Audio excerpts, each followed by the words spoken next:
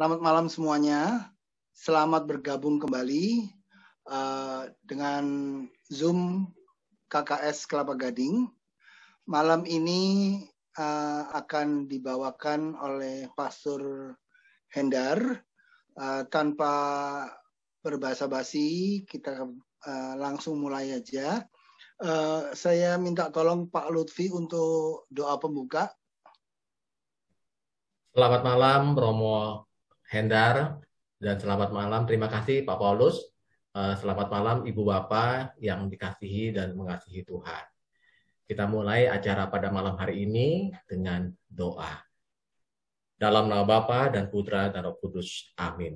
Amin. Allah Bapa di dalam surga, pujian penuh syukur kepadamu bahwa pada malam hari ini kami boleh berkumpul secara virtual untuk mendengarkan, memahami, menghayati apa yang akan menjadi pembicaraan pada malam hari ini yang akan dibawakan oleh Romo Hendar.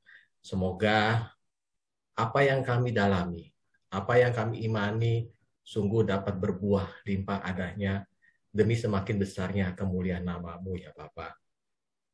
Kami mohon juga kepadamu Bapa, Engkau berkati peralatan yang kami gunakan, dan semoga segala sesuatunya berjalan dengan lancar.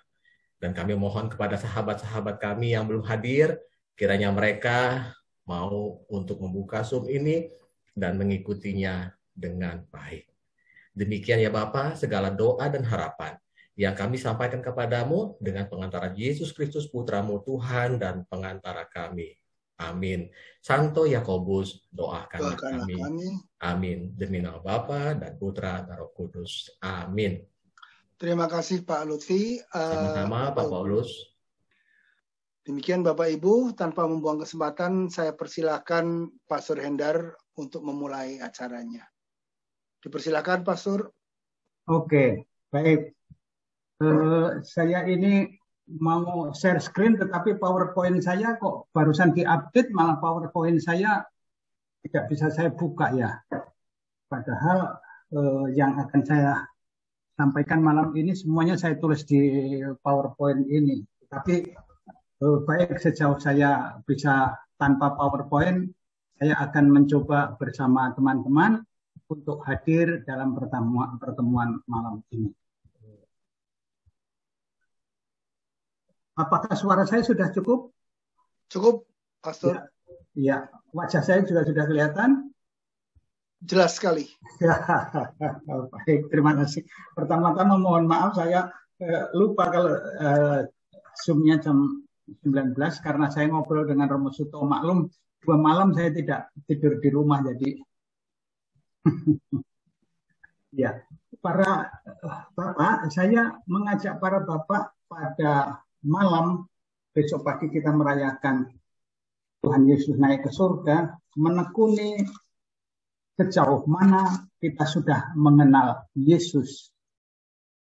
Nah, untuk itu kita boleh bertanya, sejauh mana saya sendiri juga mengenal Yesus. Mari kita mohon bantuan Santo Lukas dalam Injilnya bab 5 ayat 1 sampai dengan 11. Mohon bantuan Santo Lukas dengan kisahnya. Saya akan membaca, susahnya yaitu semuanya sudah saya tulis, tapi kok tidak muncul ya. Mohon maaf saya. Ini juga bukan. Oke, baik. Saya membaca, teman-teman tolong memperhatikan kalau ada di kitab sucinya juga boleh dipakai. Kitab sucinya Lukas 5 ayat 1 sampai dengan 11. Saya membaca. Pada suatu kali Yesus berdiri di pantai Danau Genesaret, sedang orang banyak mengerumuni dia hendak mendengarkan firman Allah. Ia melihat 2 perahu di tepi pantai, nelayan-nelayannya telah turun dan sedang membersihkan jalannya. Ia naik ke dalam salah satu perahu, yaitu perahu Simon, dan menyuruh dia supaya menolakkan perahunya sedikit jauh dari pantai. Dari situ ia duduk dan terus mengajar orang banyak dari atas perahu. Setelah selesai berbicara, ia berkata kepada Simon, "Bertolaklah ke tempat yang dalam dan tebarkanlah jalamu untuk menangkap ikan." Jawab Simon, "Guru, telah sepanjang malam kami bekerja keras dan kami tidak menangkap apa-apa. Tetapi karena Engkau memerintahkannya, aku akan menebarkan jala juga." Dan setelah mereka melakukannya, mereka menangkap sejumlah besar ikan sehingga jala mereka mulai koyak. Lalu mereka memberi isyarat kepada teman-temannya di perahu lain untuk datang membantu mereka. Dan mereka itu datang. Lalu mereka bersama-sama mengisi kedua perahu itu dengan ikan hingga hampir tenggelam. Ketika Simon melihat hal itu, tersungkurlah ia di depan Yesus sambil berkata, "Tuhan, pergilah daripadaku karena aku ini seorang berdosa." Sebab dia dan semua orang yang bersama-sama dengan dia takut oleh banyaknya ikan yang mereka tangkap. Demikian juga Yakobus dan Yohanes anak-anak Zebedius yang menjadi teman Simon. Kata Yesus kepada Simon, "Jangan takut. Mulai sekarang engkau akan menjala manusia." Maka mereka menghela perahu-perahunya ke darat, lalu meninggalkan segala sesuatu, lalu mengikuti Yesus. Demikianlah Injil Tuhan. Terpujilah Kristus. Teman-teman yang terkasih, para ibu bapak, saya bertanya, sudah seberapa banyak, sampai sejauh mana ibu bapak mengenal Yesus? Nah, ibu bapak, saya mau memberi contoh begini. Pengenalan seseorang terhadap orang lain bisa diukur dari sebutan atau panggilan yang dipakai untuk menyebut, katakanlah ya, dalam hidup suami istri itu untuk menyebut pasangan hidupnya. Saya mengambil contoh yang gampang. Ambillah contoh bapak saya misalnya. Bapak saya mempunyai beberapa sebutan untuk ibu saya. Jadi, sebutan pertama yang dipakai bapak saya untuk menyebut ibu saya, konon waktu itu bapak saya lagi naksir cewek. Lalu ketika dia datang ke rumah cewek yang ditaksir, ditemui oleh bapaknya. Lalu dia bertanya begini, "Pak, saya ingin ketemu Dek Parti. Apakah ada?" Ibu saya namanya Parti, memang nama kecilnya. Bapak saya menyebut namanya ya pertama kali dengan nama itu, Dek Parti. Lalu oke, diterima oleh bapaknya. Dek Partinya itu lalu apa? Ngomong, lalu nampaknya apelnya itu pertama kali itu kok welcome gitu ya. Lalu apel berkali-kali, lalu aneh sekarang kalau yang memanggil Parti itu kok sudah 2-3 bulan bertemu berkunjung itu sebutannya bukan hanya Dek Parti, ada embel-embelnya. Apa? Kalau nulis surat malah begini, katanya bapak saya, sekali lagi ini ceritanya bapak saya ya, karena waktu itu pasti saya juga belum lahir, bapak saya lagi naksir kok. Kalau nulis surat, dia sudah memakai tulisan begini, Honey Party. Honey Party. Lah, ketika relasi itu berlangsung kurang lebih setahun gitu, akhirnya mereka setuju untuk nikah. Nah, Party sayangnya itu juga sudah nggak relevan lagi. Kalau dia ketemu teman-temannya, bapak saya kemudian sudah memperkenalkan mantan dek partinya itu, bilang gini, kenalkan, ini Deng Parti. Bukan parti lagi tetapi Deng Parti. Sebetulnya kalau dalam bahasa Jawa antara dek dan jeng itu ya istilahnya itu sebetulnya artinya sama. Tetapi konon menurut bapak saya sebutan jeng itu lebih mesra gitu. Lah, ketika kurang lebih menikah 1,5 tahun, lahirlah anak pertama, diberi nama Hendarto. Nah, Jeng Partinya sekarang tidak dikenalkan sebagai Jeng Parti lagi. Kalau memperkenalkan atau bertanya, gimana? Ini ibunya Hendarto. Lalu aneh, ibunya Hendarto itu bertahan sampai agak lama.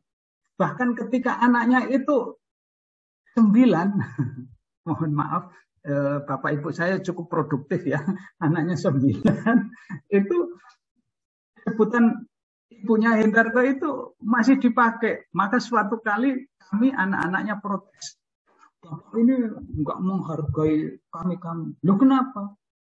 Memangnya ibunya ini cuma ibunya Hendarto, yang lain-lain ini ibunya siapa? Lalu dengan rela, oh ya. Lalu dia mengganti ibunya Hendarto menjadi ibunya anak-anak. Lihat, Ibu, Bapak, sebutan dari Dek Parti, Jeng Parti, lalu ibunya Hendarto, ibunya anak-anak, itu berkembang, bertumbuh seturut dengan perkembangan intimitas relasi antar mereka. Sebetulnya sebutannya bapak saya masih ada lagi, tapi untuk sementara contoh ini cukup ya. Ini jadi sampai di situ. Nah, Santo Lukas di dalam bab 5 Injilnya ayat 1 sampai dengan 11 juga memakai tingkatan-tingkatan sebutan itu untuk apa? Untuk mewakili, menandakan relasi yang tumbuh dan pengenalan yang makin mendalam Simon Petrus terhadap Yesus. Mari kita lihat misalnya mulai dari ayat yang ke-5, ya kan? Maaf, dari ayat 1 malahan. Katakan begini, suatu kali Yesus berdiri di pinggir danau Genesaret. Jadi pertama kali Ibu Bapak dalam cerita ini dia dikenal sebagai Yesus. Yesus itu adalah nama yang sangat umum di Timur Tengah. Artinya dia itu hanyalah salah seorang dari laki-laki yang ada di sekitar Danau Genesaret waktu itu. Ada banyak orang, tapi dia dikenal sebagai Yesus. Itu tidak lebih. Suatu kali Yesus berdiri di pinggir Danau Genesaret. Lalu ayat selanjutnya dikatakan bagaimana? Sedang orang banyak mengerumuni dia, apa dikatakan? Hendak mendengarkan firman Allah.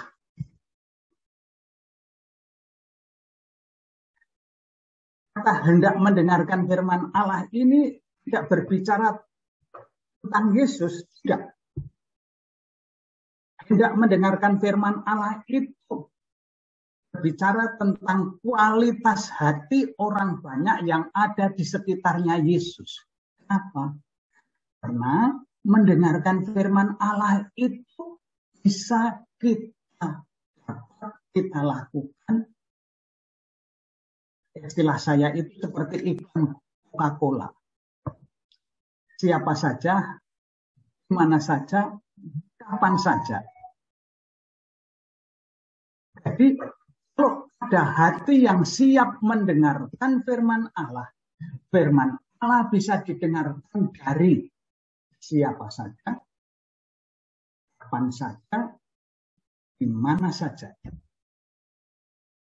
Sebuah contoh. Mohon maaf, Pak Paulus. Misalnya, Pak Paulus itu sebetulnya bisa mendengarkan firman Allah dari istri yang lagi marah, loh, Pak. Bener nggak? Enggak. Enggak. Enggak.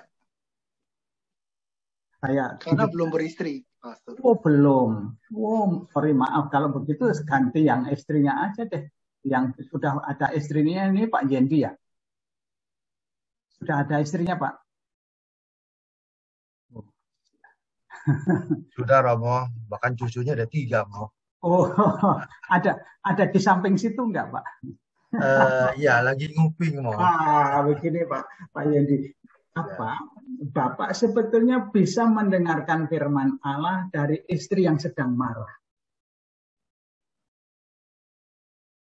Kuncinya bukan siapa, tetapi kuncinya adalah apakah ada hati yang terbuka mau mendengarkan firman Allah. Sebaliknya tentu saja Bu Rosita itu juga bisa mendengarkan firman Tuhan dari suami yang lagi ngambek loh Bu. Bisa. Yang penting bukan dia yang ngambek. Yang penting adalah ingin mendengarkan sabda Allah.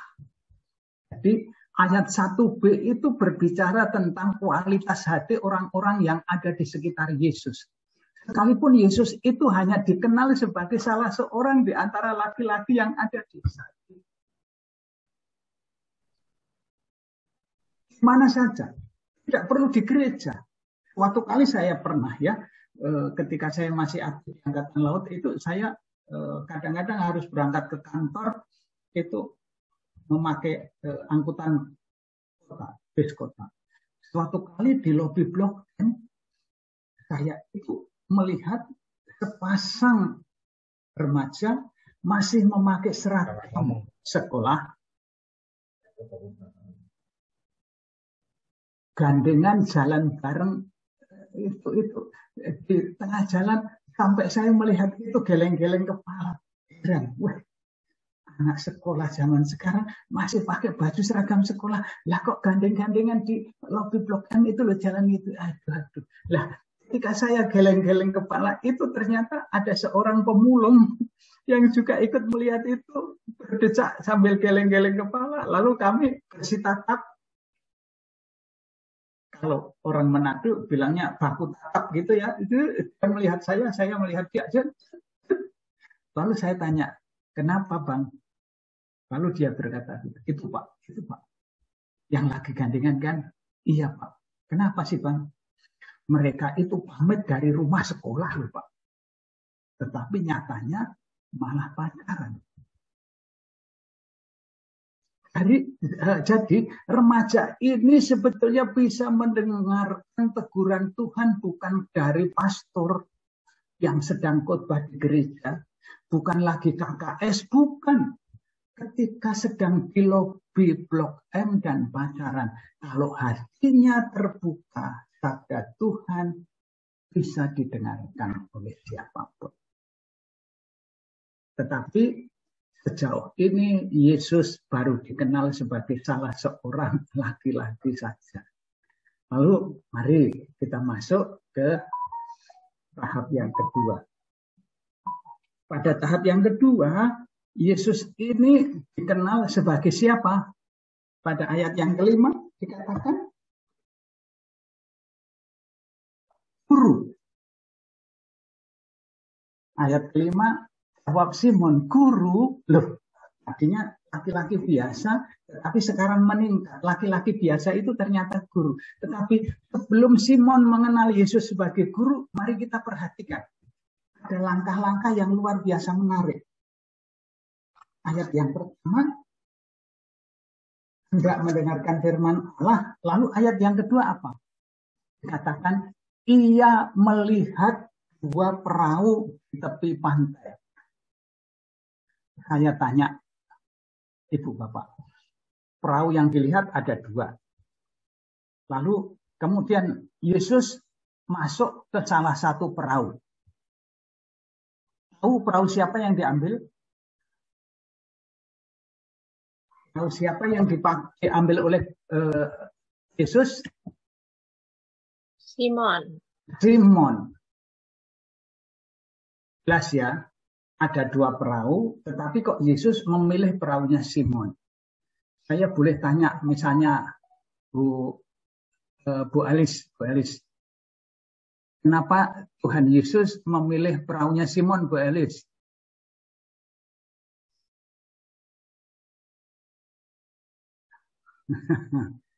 Tahu alasannya mengapa Tuhan Yesus kok memilih naik ke perahunya Simon? Pasti Tuhan Yesus kan punya visi ya Romo terhadap Simon. Iya, kira-kira mengapa kok Yesus memilih perahunya Simon? Padahal di situ ada 2 perahu ya. Ya Simon yang dipilih itu mau jadikan penjala manusia tadi.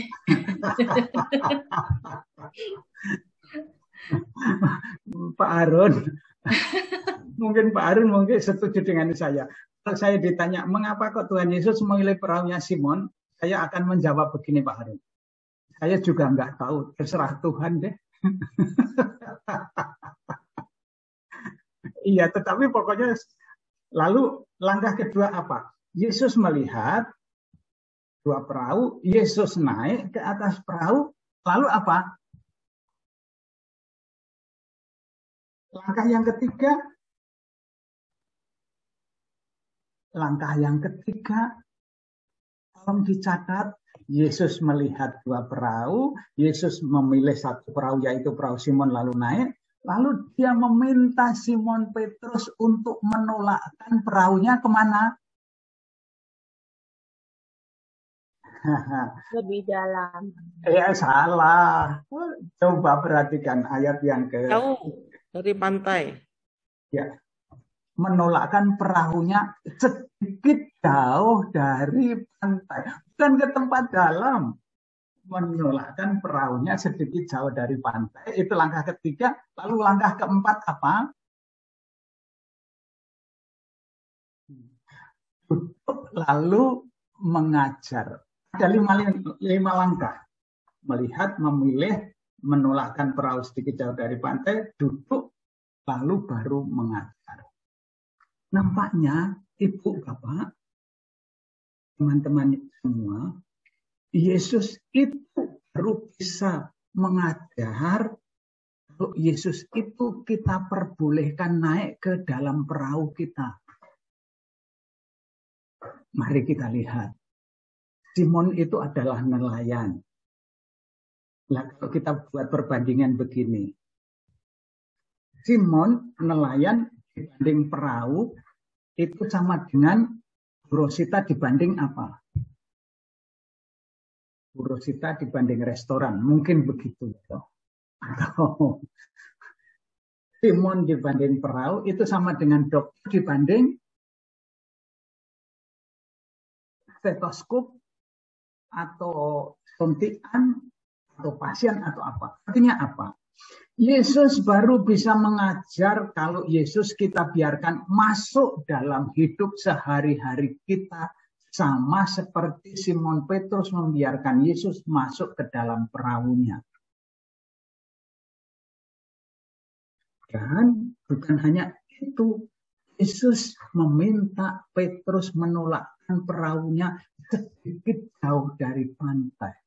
Artinya, sesudah Yesus memasuki keseharian kita, hidup sehari-hari kita, kita perlu memiliki sedikit waktu luang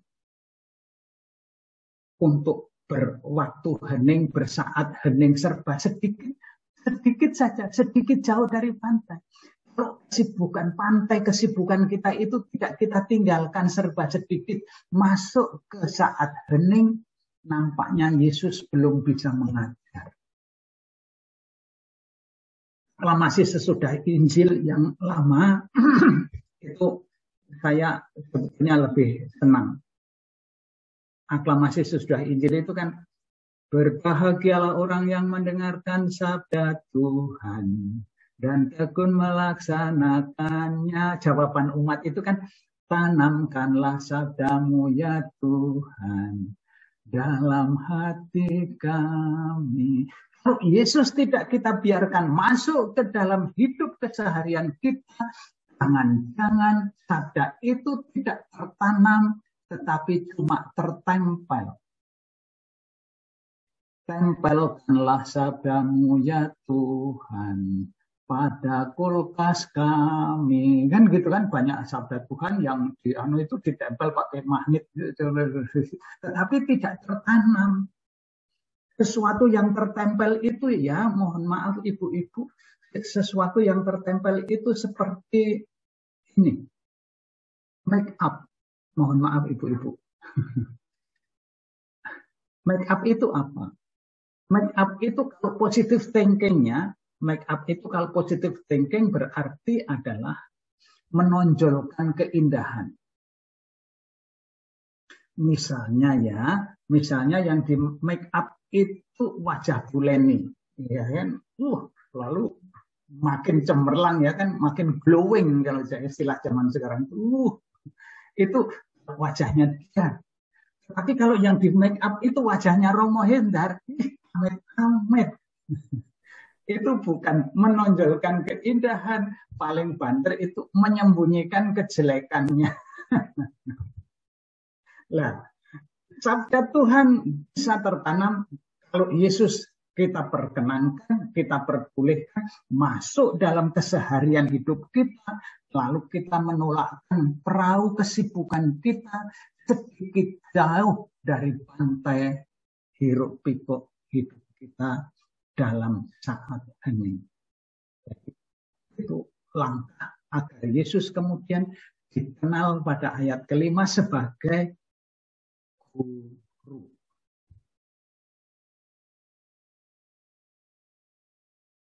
Sampai langkah ini, apakah ibu bapak bisa mengikuti apa kata saya? Karena saya akan memasuki satu langkah besar, yaitu langkah yang ketiga. Karena ternyata kemudian Simon Petrus mengenal Yesus itu sebagai siapa? Sebagai Tuhan. Itu ada pada ayat yang ke-8, kalau tidak keliru. Ya. Katakan begini, ketika Simon Petrus melihat hal itu, sungkurlah ia di depan Yesus sambil berkata, Tuhan. Jadi, langkah ketiga pengenalan Simon Petrus adalah Tuhan. Yesus yang adalah seorang laki-laki biasa di antara orang banyak di pinggir Danau Genesaret, itu ternyata adalah juga seorang guru, menanggapi keterbukaan hati banyak orang mau mendengarkan firman Tuhan. Yesus bisa mengajar menjadi guru. Tapi tahap yang berikutnya, Yesus dikenal oleh Simon Petrus sebagai Tuhan. Tapi mari ibu bapak kita tekuni langkah yang menyebabkan atau langkah yang membawa Simon Petrus mengenali, menemukan, mengalami bahwa Yesus itu adalah Tuhan. Mulai dari ayat yang ke-5 tadi. Maaf, mulai dari ayat yang ke-4 saja, lebih gampang. Setelah selesai berbicara, ia berkata kepada Simon Petrus, tadi minta Simon Petrus menolakkan perahunya sedikit saja dari pantai. Pada ayat yang ke-5, Yesus meminta sesuatu yang lebih lagi. Bertolaklah ke tempat yang dalam. Dan tebarkanlah jalamu untuk menangkap ikan. Ibu, bapak, sebetulnya permintaan Yesus ini permintaan yang tidak masuk akal. Saya akan menunjukkan bahwa permintaan Yesus ini permintaan yang tidak masuk akal. Mari lihat.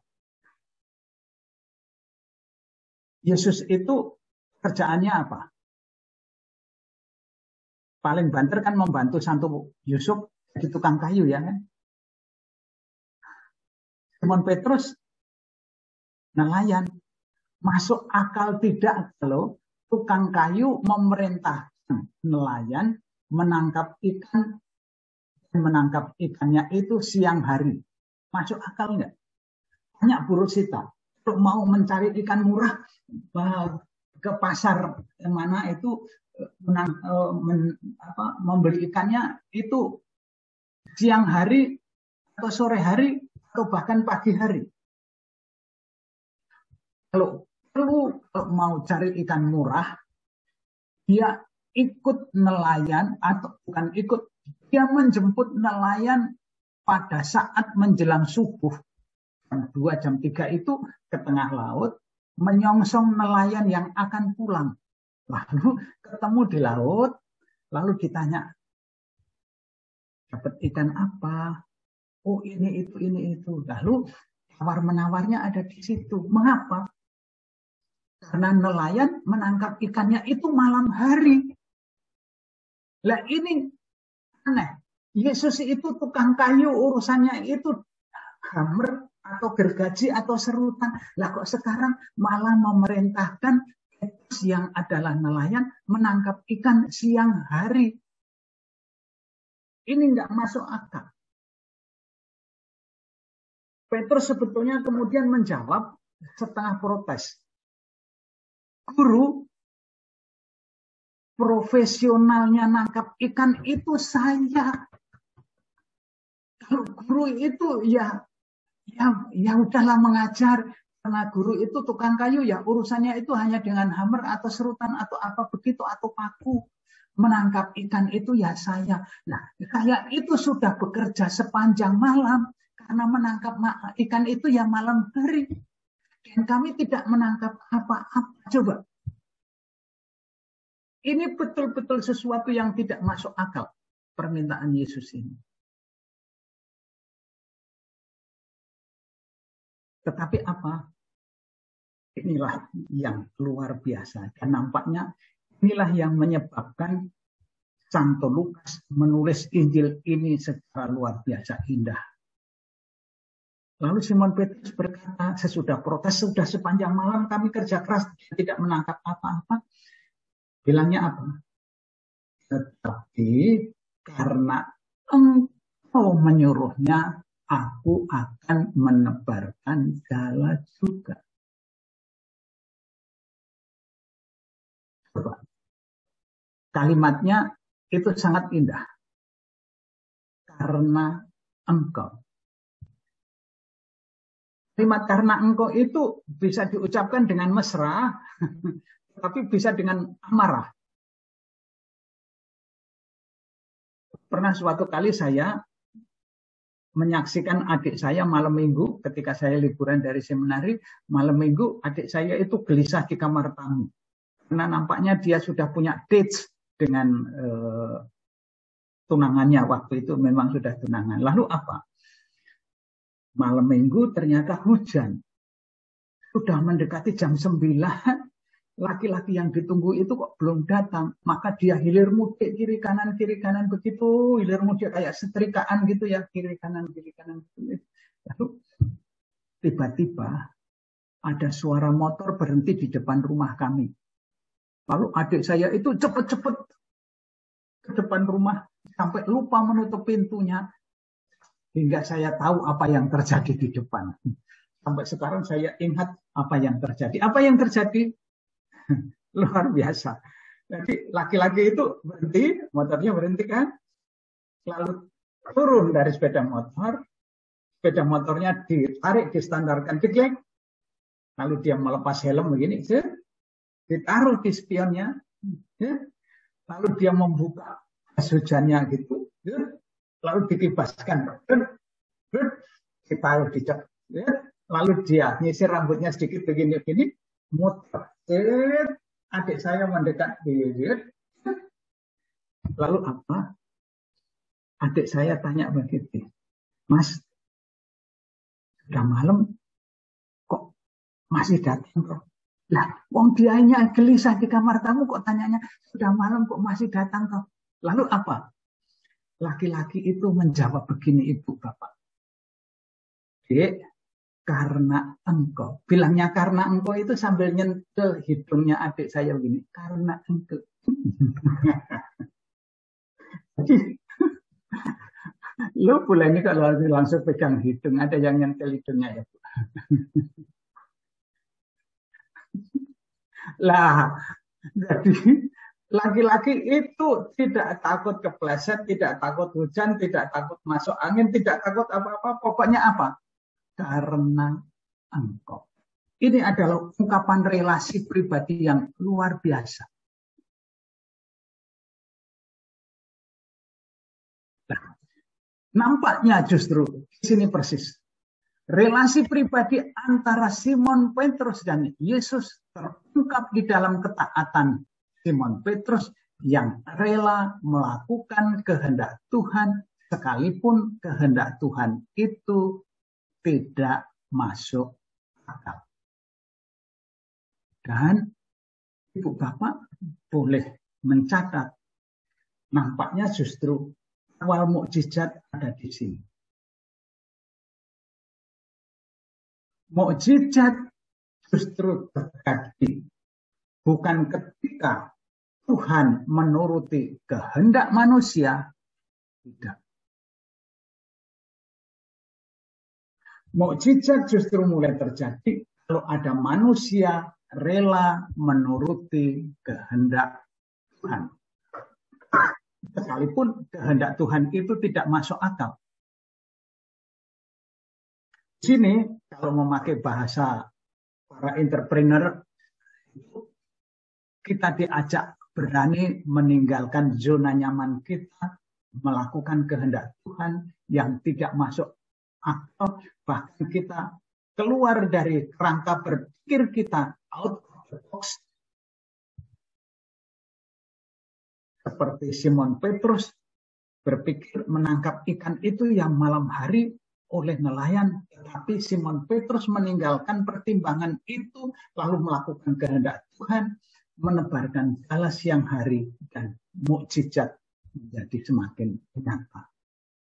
Nah, saya ulangi ya, mukjizat mulai terjadi kalau kita rela melakukan kehendak Tuhan, sekalipun harus meninggalkan zona nyaman, dan kadang-kadang perintah Tuhan itu tidak masuk akal. Ini akan saya simpan menjadi contoh lain waktu. Tetapi saya akan melanjutkan lagi. Baru sesudah Simon Petrus rela melakukan kehendak Yesus Sang Guru itu, sekalipun tidak masuk akal, saat itu juga terjadi loncatan pemahaman. Yesus ternyata bukan guru biasa, tetapi dia adalah Tuhan. Maka Simon Petrus tersungkur di depan Yesus lalu berkata, Tuhan, yang menemukan adalah Tuhan Yesus itu, lalu dia berkata, pergilah daripadaku karena aku ini orang berdosa. Nah, Ibu Bapak, teman-teman yang terkasih, kalau begitu, duluan yang mana? Ketemu Tuhan dan ketemu dosa.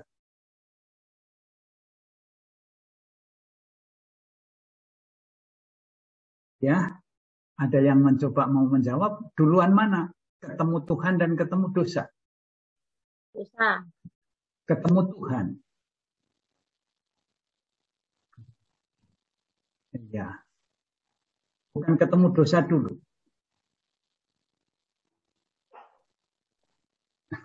Dosa dulu, Mas. Susah ya dijawabnya. Dosa dulu. Dosa dulu. Kalau orang tidak berdosa lalu bisa ketemu Tuhan, ya kan?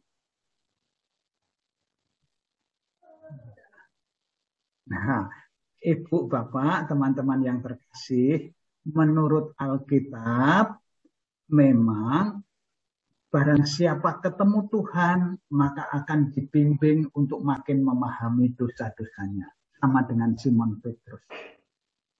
Dia tidak menemukan dosanya dulu, tetapi dia menemukan bahwa di hadapannya itu Tuhan. Begitu sadar bahwa dia berhadapan dengan Tuhan, lalu dia menemukan, menyadari diri sebagai orang berdosa.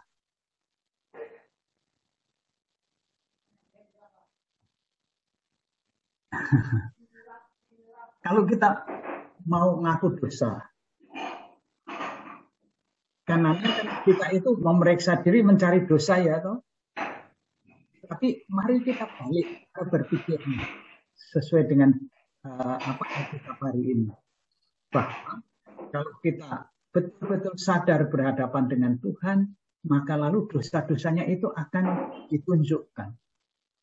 Orang hanya ketemu dosa, belum tentu dia kemudian akan ketemu Tuhan. Paling banter ya berhenti pada dosanya, ya kan? Waduh, saya ini orang berdosa. Tapi kalau kita rela ketemu Tuhan atau ditemui oleh Tuhan, lalu Tuhanlah yang akan membimbing kita makin mengerti dosa-dosa kita. Nah, kembali ke tema awal, sudah sampai yang manakah saya mengenal Yesus? Kita besok merayakan Yesus yang naik ke surga. Yesus itu ada di antara sesama kita, atau di antara laki-laki yang ada di pinggir Danau Genesaret. Atau Yesus itu juga adalah guru kebijaksanaan yang sabdanya luar biasa. Tapi dia bisa bersabda kalau saya merelakan diri saya, membuka hati, menerima dia dalam hidup sehari-hari saya, lalu saya juga rela mempunyai waktu luang seserba sedikit agar Yesus bisa mengajar. Lalu kita ketemu, wah, guru. Tapi guru ini kemudian mengajak kita pelan-pelan bertumbuh untuk kemudian rela meninggalkan zona nyaman kita, melakukan kehendak Tuhan yang tidak masuk akal, baru kemudian kita dibimbing untuk memahami bahwa kita berhadapan dengan Allah. Apakah Ibu Bapak mau saya kasih contoh kehendak Tuhan yang tidak masuk akal merupakan jalan masuk menemukan mukjizat? Kalau begitu Ibu Bapak silahkan dijawab pertanyaan saya. Saya tanya kepada Bapak-Bapak, mengampuni istri itu masuk akal apa tidak, Bapak-Bapak?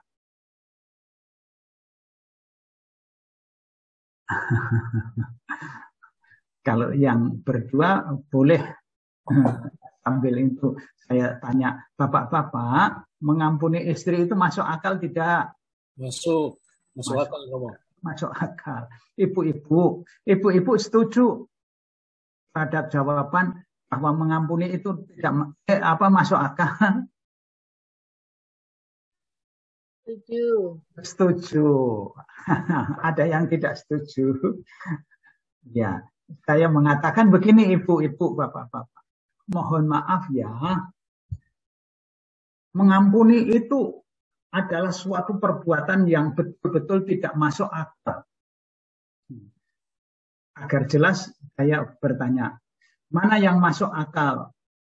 Orang bersalah itu diampuni atau dihukum? Mana yang masuk akal? Dihukum. Dihukum, Om. Ya kan? Hukum. Yang masuk akal itu kalau orang salah itu dihukum. Lah kok diampuni? Maka mengampuni itu betul-betul tidak masuk akal. Nah, ibu-ibu setuju bahwa mengampuni itu masuk akal? Tidak. Mengampuni adalah perbuatan yang tidak masuk akal. Tetapi saya boleh bertanya begini selanjutnya. Kalau setiap kesalahan dalam rumah tangga itu harus dihukum,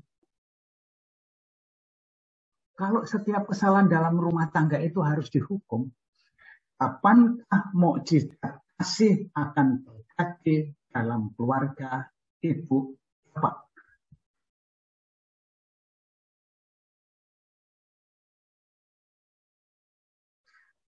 Kalau setiap kesalahan harus dihukum, kapankah akan terjadi mukjizat kasih dalam keluarga ibu bapak?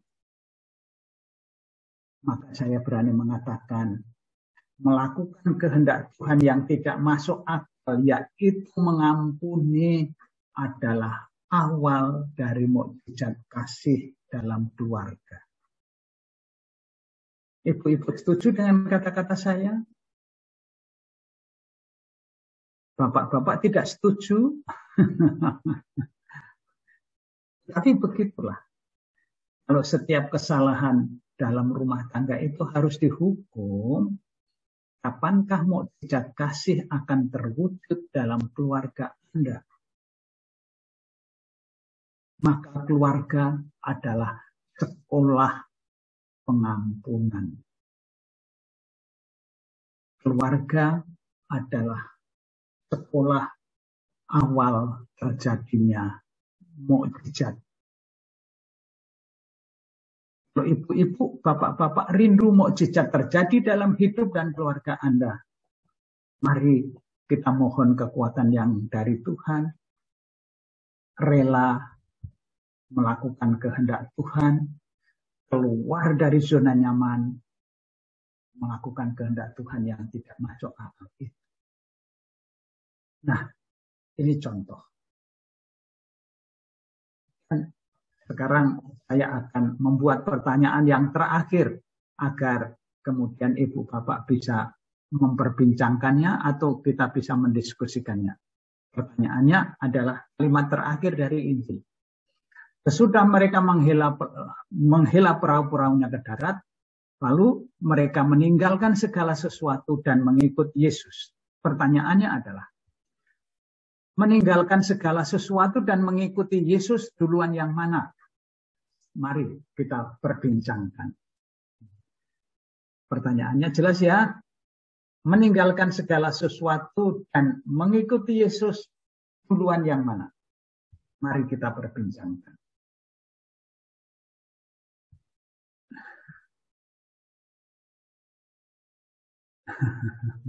Mengikuti Yesus lebih dahulu. Mengikuti Yesus lebih dahulu. Yang lain silahkan.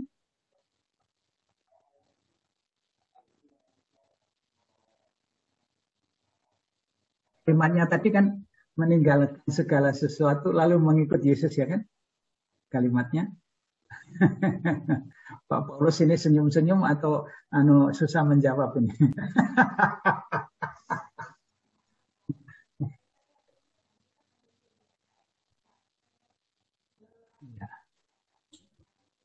Kita mengikut Yesus dulu, Romo. Mengikut Yesus dulu ya, Pak Alis ya. Lalu bisa meninggalkan segala sesuatu itu yang nggak benar gitu.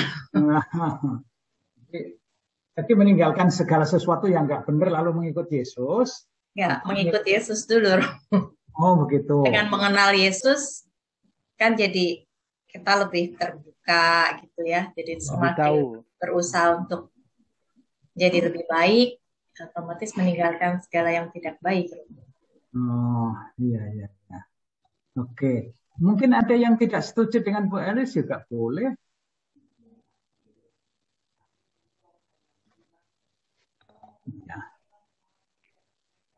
Iya. Kalau tidak ada yang menjawab, saya mau mengatakan begini. Sebetulnya antara mengikuti Yesus dan meninggalkan segala sesuatu itu seperti sekeping mata uang.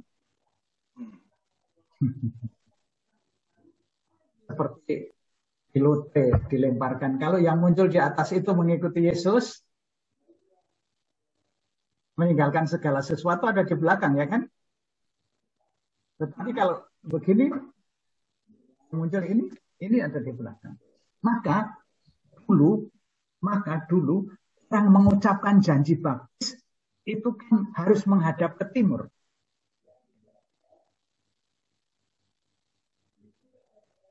Kalau orang mau dibaptis kan mengucap janji baptis. Ketika kita merayakan Paskah, kita juga memperbarui janji baptis. Itu dulu tidak kok seperti sekarang asal menghadap ke sana lalu ditanya apakah saudara-saudara menolak setan? Lalu bilangnya, ya saya menolak. Dulu ritusnya itu orang yang mengucap janji baptis harus menghadap ke timur. Tahu kenapa sebabnya? Karena dia perlu membelakangi barat. Jawabannya begitu. Tetapi intensinya bukan membelakangi barat dulu, tetapi intensinya adalah menghadap ke timur dulu. Dengan menghadap ke timur, sebelah barat kita tinggalkan. Nah, simbolisasinya begini. Timur adalah tempat matahari terbit. Matahari terbit, dunia menjadi terang. Kalau dunia menjadi terang, semuanya menjadi jelas. Kegelapan terusir. Karena kegelapan itu adalah pralambang kehadiran kuasa setan, kegelapan. Dan itu terjadi kalau matahari tenggelam di sebelah barat. Orang harus menghadapkan hidupnya kepada Yesus agar bisa meninggalkan kuasa kegelapan. Maka orang harus mempunyai intensi mengikuti Yesus, dan dengan mengikuti Yesus lalu memiliki kekuatan untuk meninggalkan segala sesuatu. Jadi kalau saya mau memakai istilah rohaninya Romo Tunjung, itu begini. Jadi meninggalkan segala sesuatu bukanlah syarat mengikuti Yesus. Meninggalkan segala sesuatu adalah buah yang dicapai dalam Roh Kudus karena mengikuti Yesus. Nah, dengan kata-kata bijaksana dari Romo Tunjung ini, saya akan berhenti sampai di sini. Ya, Ibu, Bapak, saya akan berhenti sampai di sini. Mari kita lanjutkan dengan apa ini? Guru Sita, kita lanjutkan dengan apa? Saya akan berhenti sampai di situ dengan kalimat bijaksananya Romo Tunjung. Ya, terima kasih, Pastor. Sungguh menarik, Bapak Ibu sekalian. Ada yang mungkin mau bertanya atau men-sharingkan dengan tema ini?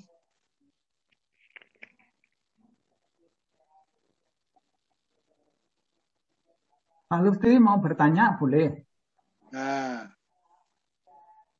Ya, terima kasih Romo sudah diberikan kesempatan untuk bertanya. Dek Parti telah berbuah menjadi ibunya anak-anak. Nah, sulit memang mengukur diri sendiri. Kapankah kita memanggil anak Yesus untuk berbuah kehidupan kekal? Itu perlu suatu proses ya Romo. Proses yaitu yang tentunya bergelombang, yang tentunya ada badai, ada suka, juga ada duka.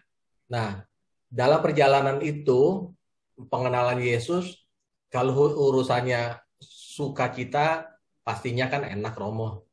Tapi manakala duka cita, yang pastinya kalau seorang yang berpikir positif, itu merupakan ujian untuk makin kita mau bangkit kembali. Tetapi seberapa kuat kita untuk bangkit kembali, karena kita manusia masih mempunyai unsur kedagingan. Nah, bagaimana kita bisa memaintain nih Romo, untuk kita bisa sampai kepada kehidupan yang kekal, karena dunia ini terus berkembang, bergejolak, dan tentunya makin memupuskan harapan-harapan kita, sebagaimana tadi yang Romo contohkan, dua remaja, dua pelajar yang ada di Blok M. Nah, apa yang diperlukan dari kita nih Romo untuk kita bisa melewati proses-proses yang kita lalui yang pastinya tidak mudah. Demikian Romo pertanyaan dari saya. Terima kasih juga Pak Paulus. Ya jelas, langkahnya pertama tadi apa? Kita sadari bahwa Inisiatif berasal dari siapa? Inisiatif pastinya berasal dari diri sendiri, Romo. Enggak. Cuma ada di daya dorong, yaitu Yesus sendiri yang coba menghampiri Simon Petrus. Nah iya, tetapi kenapa kok Yesus memilih perahunya Simon, bukan perahunya Yohanes dan Yakobus yang lebih besar? Karena memang yang berinisiatif Yesus. Suatu kali Yesus berdiri di pinggir Danau Genesaret, ya kan? Netral seolah-olah. Tetapi kemudian diceritakan dia melihat. Yang pertama kali melihat itu Yesus. Lalu apa?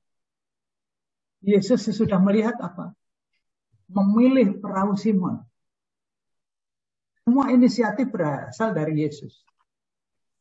Maka tadi saya tanya, apa kok dipilih perahunya Simon? Yang nggak tahu wong inisiatifnya dari Yesus, kok itu urusan Yesus, ngapain saya ikut-ikutan? Lalu yang ketiga apa? Sudah Yesus melihat. Yesus masuk ke perahu Simon. Bagaimana mungkin Yesus bisa masuk perahu Simon kalau Simon tidak mengizinkan? Lalu ya biarkan Yesus masuk. Tetapi perahu itu adalah hidup sehari-harinya Simon. Nelayan dibanding perahu itu sama dengan dokter dibanding suntikan. Ya kan? Itu sama dengan ibu-ibu dibanding rice cooker. Artinya Yesus kita biarkan masuk dalam hidup sehari-hari kita. Baru kemudian Yesus bisa mengajar. Lalu apa? Kalau tahu kesibukan kita, kita tolakkan sedikit jauh dari pantai. Inisiatif datang dari Yesus. Yesus mau masuk, tetapi kita harus mempunyai sedikit, serba sedikit waktu luang menolakkan perahu keseharian kita sedikit dari pantai kesibukan. Ya. Ya kan? Kalau tidak ada kerelaan misalnya membaca kitab suci serba sedikit, berwaktu hening serba sebentar, itu sabda ya lewat begitu saja ya kan? Benar, Romo. Benar. Tapi aneh, begitu kita meluangkan waktu serba sedikit, begitu banyak yang bisa kita dapatkan. Sabda itu baru Yesus itu mengajak, tolakkanlah perahumu sedikit dari pantai itu tidak cukup lagi, tetapi bertolaklah ke tempat yang dalam. Dan ini adalah logika untuk menangkap ikan. Saya pernah di Danau Genesaret, pura-puranya mau jadi Simon Petrus. Dengan perahu nelayan, di situ disediakan galah. Tetapi di situ juga disediakan apa? Jubahnya Petrus. Karena ini perahunya Simon Petrus, welcome. Sin Petrus boat, jubahnya begitu. Dan kalau mau menangkap ikan juga boleh disediakan galanya. Simon Petrus murah hati, silahkan memakai jalannya gratis. Tetapi yang boleh memakai ini sebetulnya hanya Simon Petrus. Anda juga tetap boleh memakai, tetapi perlu memakai jubahnya Petrus dulu. Nah, kalau cuma jubahnya Petrus dipakai untuk melempar jala, ada resiko kotor. Daya laundrynya $2,5.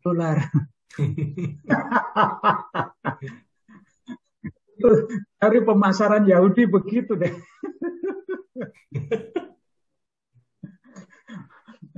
Perahu welcome, ya itu sudah bayar tiket, mau pakai jala gratis, tetapi boleh pakai jala kalau sudah jadi Petrus pakai jubah dulu, tapi biaya laundrynya kalau pakai jubah Petrus $2,5. Ya sama juga mau.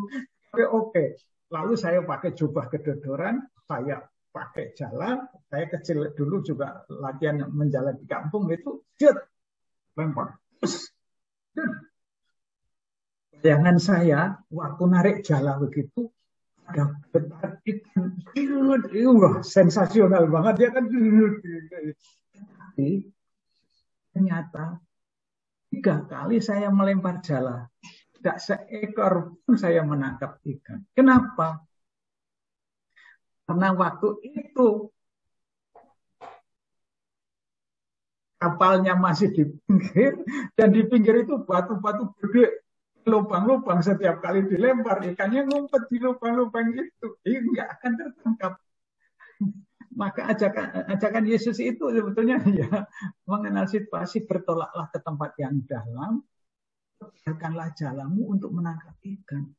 Tapi Yesus itu tukang kayu kok memerintahkan nelayan, ini nonsense. Nah, langkah selanjutnya adalah rela mengikuti Yesus untuk dipakai sesuatu yang lebih mendalam, sekedar menangkap ikan, tetapi akhirnya menjadi penjala manusia dengan rela melakukan kehendak Tuhan yang tidak masuk akal. Bayangkan Pak, ada beberapa lingkungan ini, mau ganti ketua lingkungan nggak dapat. Padahal Juni ini sudah berakhir masa pelayanannya. Alasannya apa? Saya sibuk, saya ini belum rela out of the box. Kadang-kadang begitu. Padahal yang dipilih itu justru orang-orang sibuk. Nggak ada. Lah coba, Simon Petrus ketika dipilih Yesus, Simon Petrus lagi ngapain? Sedang bekerja, Romo. Iya. Yang dipilih itu orang-orang yang bekerja, bukan orang pengangguran. Alasan saya nggak mau jadi pengurus lingkungan karena masih sibuk. Wah, alasannya nggak alkitabiah. Benar. Benar, Romo. Nah, itu jawabannya begitu. Langkah-langkah ini sangat detail, konkret, dan bisa diikuti. Tetapi kuncinya karena engkau, kita diajak menjalin relasi pribadi yang intim dan rela melakukan kehendak Tuhan yang memang tidak masuk akal. Itu Pak Lutfi. Iya, terima kasih. Berarti Simon Petrus itu ketika dilirik oleh Yesus, pastinya dia mempunyai daya pikat ya Romo, yang pastinya merupakan sebuah kemujuran ya. Ya, nggak tahu, pokoknya itu urusannya Yesus ya. Saya. Baik Romo, terima kasih Romo. Ya, mungkin ada bapak lain atau ibu lain, silakan. Tanya Romo. Silakan. Wah. Saya Pius Romo dari Jogja. Begini Romo, Petrus dan analoginya itu kan sama dengan Abraham diminta untuk mengorbankan Ishak. Itu kan hal yang tidak lazim atau mustahil. Tetapi bedanya itu, Abraham itu tidak marah. Sedangkan Petrus kan marah dia. Sudah semalaman itu kemudian sudah semalaman melempar jaring, tapi tidak menangkap seekor ikan pun. Kemudian kenapa siang-siang ini disuruh melempar jaring lagi begitu loh. Dan itu kan dia marah, tetapi karena engkau menyuruh maka aku akan melakukan juga. Dengan demikian kan Petrus itu sudah marah, dan karena marah dia tahu bahwa itu dosa kepada seseorang, terutama pada Yesus pada saat dia dapat menangkap ikan yang banyak mau. Jadi sebenarnya Petrus itu sudah tahu juga, dia sudah berdosa dulu itu loh, bahwa dia marah kepada Tuhan, tetapi setelah dapat banyak itu baru dia bisa mengeluarkan isi hatinya bahwa tadi dia sudah melawan dan dia berbuat dosa. Begitu Mo. Itu yang pertama. Yang kedua Romo, mengenai memarah istri bersalah kemudian memaafkan itu sesuatu yang tidak lazim atau tidak biasa. Saya nggak tahu Romo, Romo ingin menempatkan pemikiran kita itu pada posisi apa? Karena kalau kita yang telah mendengarkan pengajaran Yesus melalui Injil dan sebagainya, misalnya kasih dan sebagainya, itu memaafkan itu sesuatu yang sesuai dengan ajaran Kristus.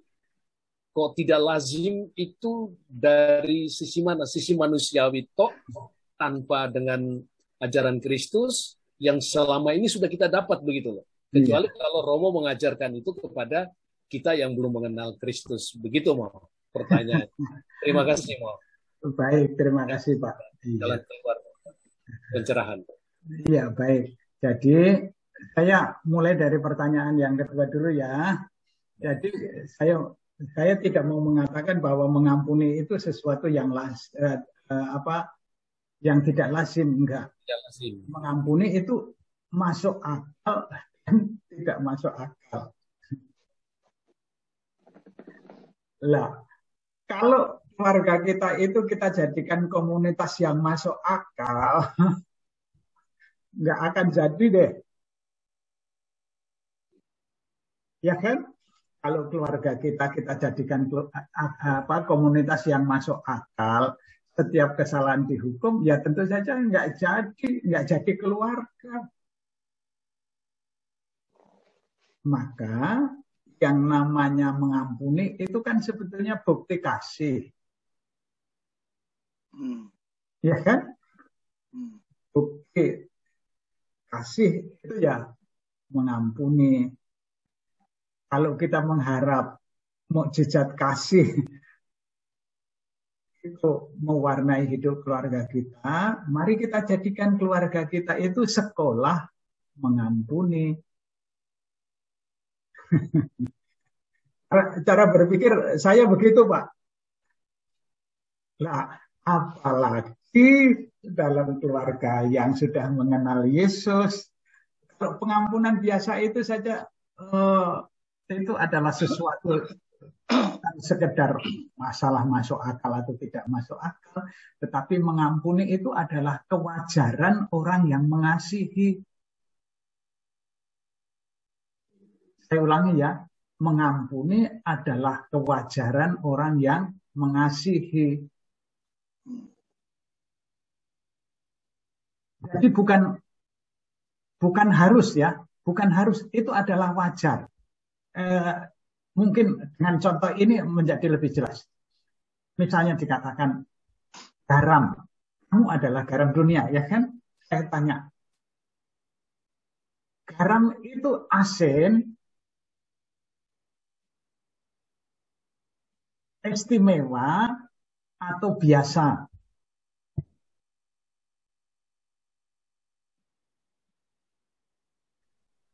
Di sini harus jelas. Garam itu asin, maka dia istimewa, atau adalah biasa bahwa garam itu asin? Biasa, Romo. Garam memang asin. Sudah sewajarnya ya kan? Tidak ada kata harus ya kan? Kasih dan pengampunan sama logikanya. Adalah wajar bahwa orang yang mengasihi itu mengampuni. Adalah wajar kalau garam itu asin. Begitu, Pak. Jadi saya mau mengatakan kasih itu bukan sesuatu yang tidak masuk akal. Itu saja kalau saya dengan itu. Semoga menjadi jelas. Saya justru akan mendorong, mari kita tidak hitung-hitung soal pengampunan, karena itu adalah kewajaran. Dan kita akan menjadikan keluarga kita itu bukan keluarga yang sekedar masuk akal. Enggak. Keluarga adalah komunitas kasih. Kalau ini komunitas kasih, artinya komunitas menjadi sekolah saling mengampuni. Karena tidak ada satupun orang yang sempurna. Sama dengan Simon Petrus itu tadi. Simon Petrus protes.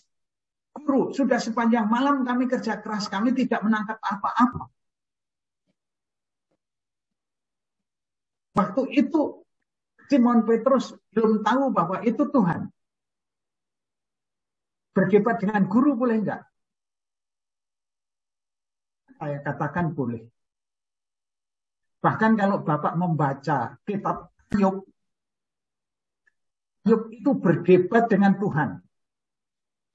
Tetapi kemudian pelan-pelan Ayub menyadari, oh iya ya, saya itu berhadapan dengan Tuhan. Maka kemudian saya mau menutup mulut saya. Nah, baru kemudian sudah dia sadar ketemu Tuhan lalu gitu. Tetapi saya tanya, kalau saya marah sama Tuhan boleh enggak?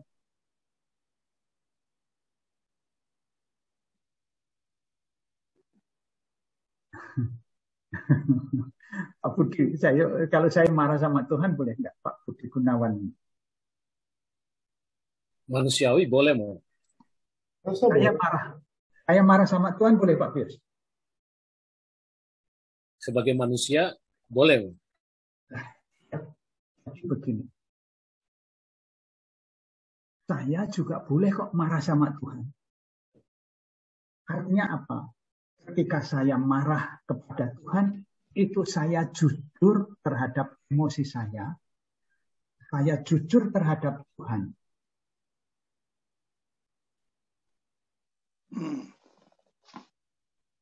Lebih bernilai mana jujur di hadapan Tuhan, kalau saya marah ya marah, atau saya kemudian saya tidak jujur di hadapan Tuhan. Kok saya merasakan saya juga boleh loh marah sama Tuhan sebagai ungkapan kejujuran saya.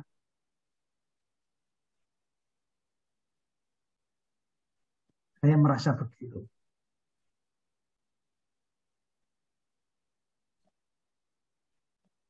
Saya diajarkan oleh bapak saya boleh marah kepada bapak saya.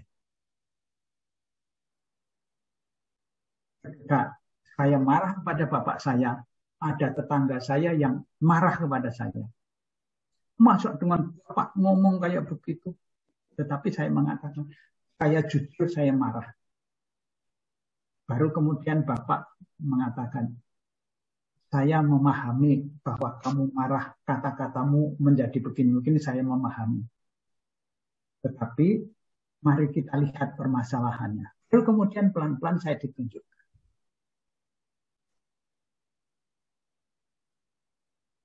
Semoga Pak Pius bisa memahami cara berpikir saya. Lah, sekarang pertanyaannya, Simon Petrus itu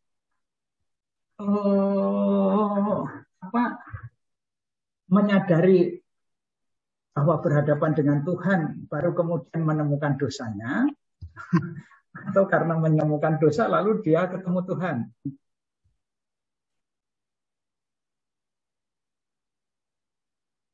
Sebenarnya dengan memarah tadi dengan mengatakan bahwa kami sudah dari malam, tapi kemudian keras, karena apa-apa, itu dia menyadari bahwa itu dosa, kesalahan, bahwa itu salah, begitu Mbak. Dipahami begitu ya?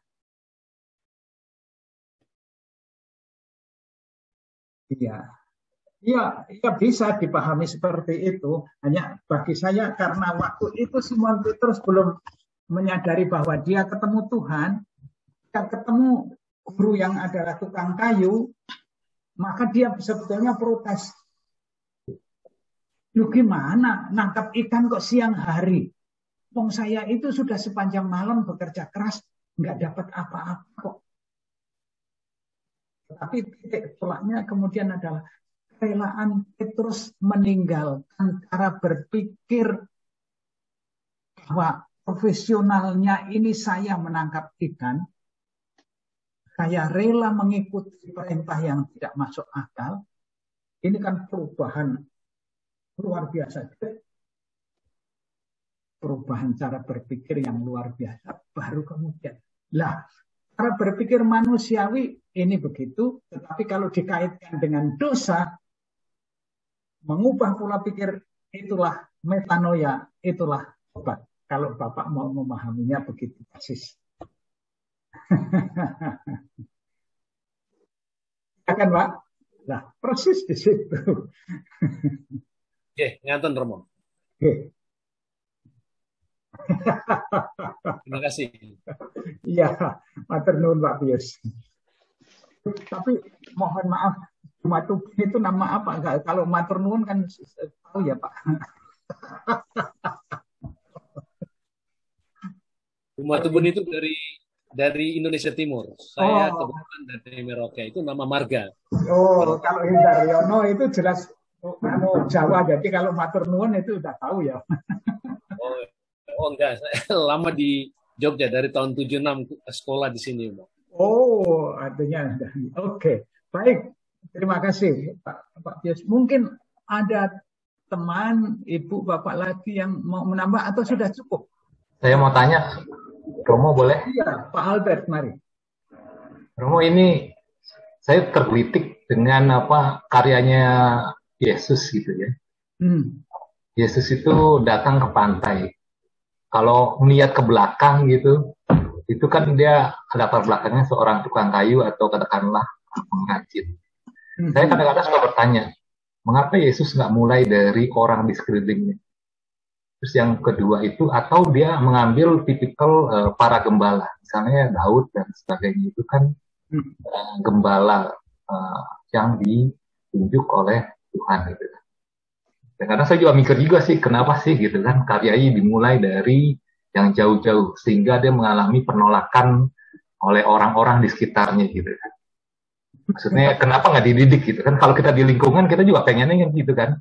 Kita ambillah orang-orang di dekat seputar lingkungan kita untuk menjadi pengurus dan sebagainya.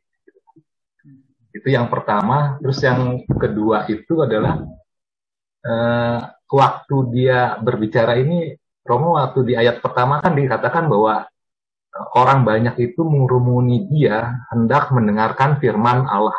Mengurumuni dia firman Allah. Jadi itu Yesus lagi mengajar gitu ya. Apa sih konteksnya Yesus itu tiba-tiba kok lompat ke kehidupan ini? Apakah bisa diterangkan lebih lanjut untuk saya itu memahami? Dia mengajar, kemudian tiba-tiba terus dia melihat dua perahu, terus dia masuk ke dalam suatu aktivitas yang memang mungkin tanda kutip lagi sibuk atau lagi melakukan sesuatu. Apakah memang itu suatu isyarat atau ada pesan apa gitu sehingga dia melakukan itu? Terima kasih. Oke, baik Pak Albert. Iya, Yesus itu mulainya kok dengan nelayan ya, enggak pada orang-orang di sekitarnya yang sama-sama tukang kayu ya. Apakah Bapak pernah mendengar seorang nabi dihargai di mana-mana tetapi ditolak di lingkungannya sendiri? Iya, itu dia maksud saya gitu supaya meminimalkan apa yang dikatakan oleh dulu gitu kan. Maksud saya mulailah kayak kita pengurus lingkungan paroki, jangan berkaryanya mohon maaf nih, ada juga kan yang lompat pagar misalnya di luar lingkungan, di luar paroki. Justru kan ya kamu dari mana? Oh, saya dari paroki Kelapa Gading gitu kan. Nah, itu kan kayaknya lebih lazim gitu kan. Terus juga kalau di Perjanjian Lama kan ditunjuk namanya kayak Daud gitu kan, yang menjadi keturunan itu kan seorang gembala. Dan Yesus sering menggunakan kiasan atau katakan perumpamaan, akulah gembala yang baik. Terus kayak Romo-Romo itu kan atau pastor itu kan semuanya dikatakan gembala-gembala yang baik gitu kan. Iya, ya Pak. Yang jelas ya,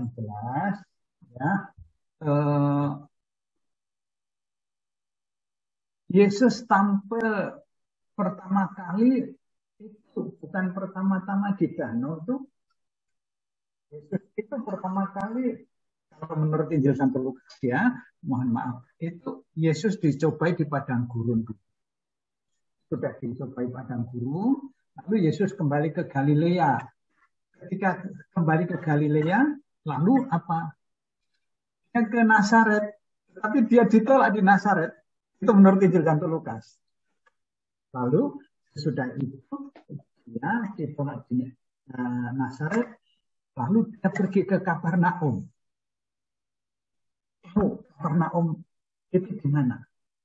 Kapernaum itu rumah ibadatnya sampai sekarang masih ada sisanya di Kapernaum. Ya mungkin Bapak pernah ke sana kan, yang cat hitam di bawah itu fondasi sinagog yang masih asli, yang di atasnya itu sudah ada susunan baru.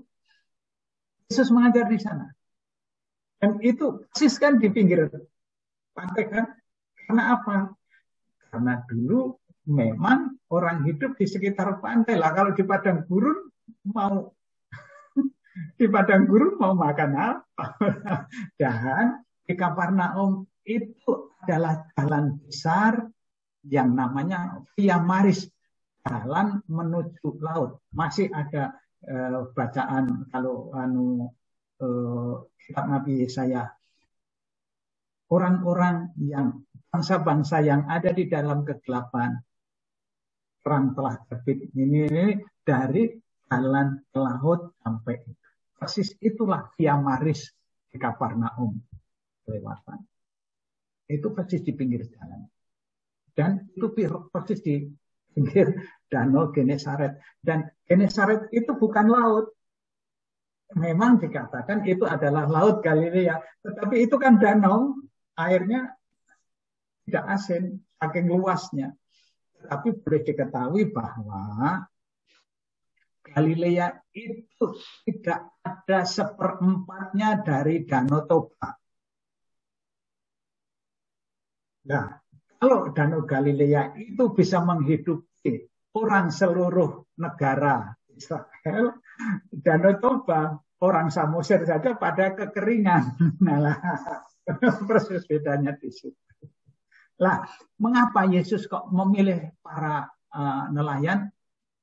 Mohon maaf ya, karena Yesus pertama kali di Kapernaum, mungkin awalnya di situ, ada murid Yesus yang tidak dari nelayan, yaitu Nathanael, itu dari Kana, itu daerah pertanian, karena daerahnya subur, itu lembah Sungai Yordan juga. Nah, kenapa? Mohon maaf, besok kalau kita ketemu Yesus di surga ya Pak, kita janjian tanya Yesus ya.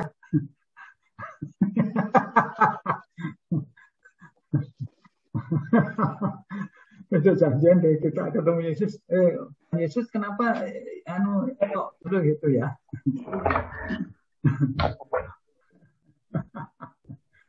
Terima kasih Pak Albert. Kedua itu sih Pak, yang tentang apa, tiba-tiba Yesus itu kan lagi mengajar gitu kan, untuk mendengarkan firman Allah. Terus beliau masuk ke dalam ke suatu aktivitas nelayan kayak Simon dan teman-temannya. Ini apakah ada suatu pesan sehingga beliau itu ingin menunjukkan? Oh iya, saya belum menjawab. Karena Yesus memang sudah terkenal sebagai pengajar. Ketika dia mengajar di Kapernaum ya, itu Yesus dalam rumah ibadah di Kapernaum. Di dalam sinagoga itu ada seorang yang kerasukan roh jahat dan ia berteriak dengan suara keras. Apa urusanmu dengan kami, hai Yesus orang Nazaret? Engkau hendak datang membinasakan kami? Aku mengenal engkau. Siapa engkau? Yang kudus dari Allah dan segala macam. Lalu Yesus bilang, pergilah dari orang itu. Lalu orang pada heran. Dia dengan kuasa sabdanya bisa mengusir setan. Jadi Yesus memang sudah terkenal jadi orang yang berkuasa.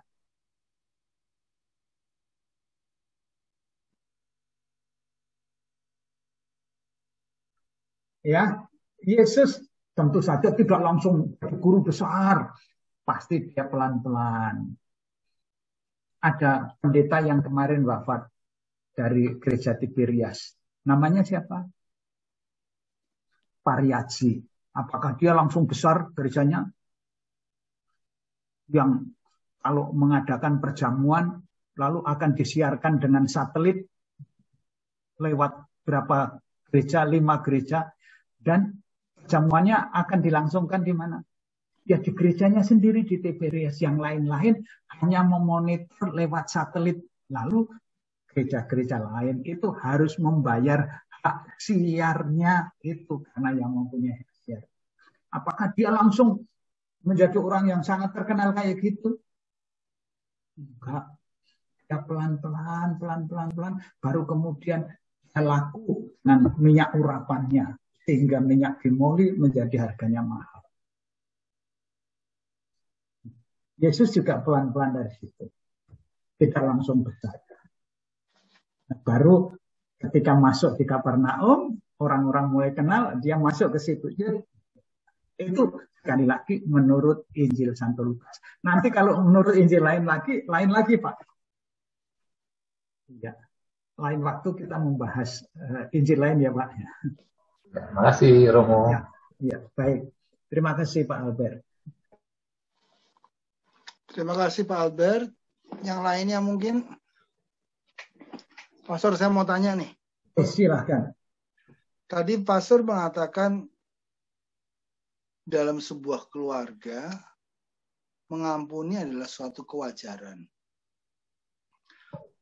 Saya punya seorang teman yang tidak bisa mengampuni pasangannya. Karena ya panjang ceritanya sehingga dia tidak bisa mengampuni. Bagaimana saya bisa men-sharingkan kepada teman saya bahwa mengampuni adalah suatu kewajaran karena bentuk dari kasih. Sebab teman saya itu tidak melihat poinnya. Kenapa dia mesti mengampuni. Tapi dia berusaha tetap setia di dalam perkawinannya. Cuman untuk mengampuni, lu gila lus. Dia bilang gitu. Gue mesti mengampuni pasangan gue, gila lu. Nggak mungkin, nggak akan gue bisa mengampuni. Ya saya berkali-kali berusaha approaching bahwa ya kalau kamu berbuat, lo mengakuin bahwa lo Katolik, ya mestinya lambat laun kamu akan belajar mengampuni. Wah, tapi tetap sedangkan sekarang pastor bilang adalah suatu kewajaran. Bagaimana mau menceritakan poin ini kepada teman saya yang begitu bergelora akan kemarahan dengan pasangannya, apalagi saya mengatakan ini suatu kewajaran loh. Gak wajar saya dibilang gila. Terima kasih Pastor. Iya, jadi logikanya begini. Siapa yang bisa mengampuni 100%? Nggak ada. Ada. Yesus. Betul. Maka orang yang mau mengampuni itu sebetulnya dasarnya harus karena dia ingin menjadi seperti Kristus.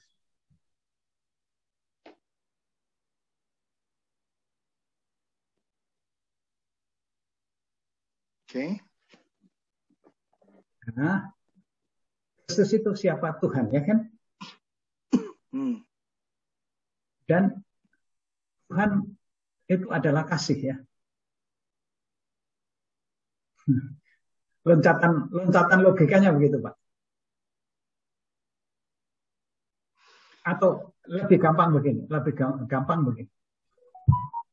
Lebih untung mana orang mengampuni dan orang diampuni?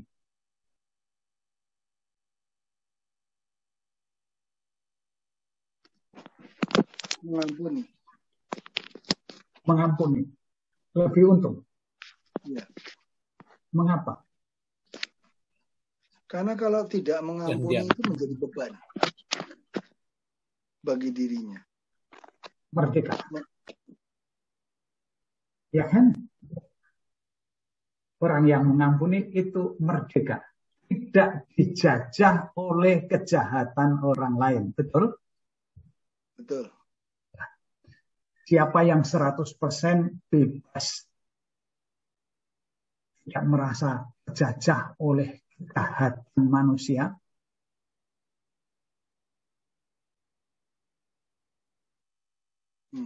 hanya Yesus.